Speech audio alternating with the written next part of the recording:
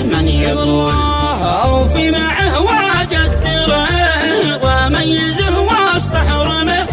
والجيد يبقى جيد في عيني ولا يمكن يزول، ولا علشان قولك كاذب نخسره أو نعدمه،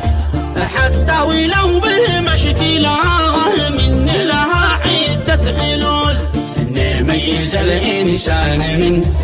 مخرج كلامه من فمه،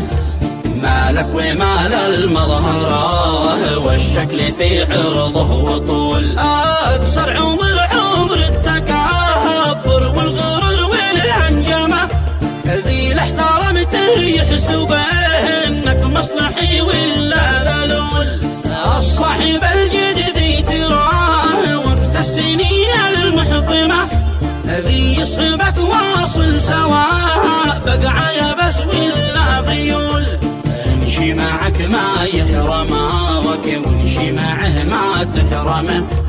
واقف معك مثل الجبال ذي ما يجي منه ميول.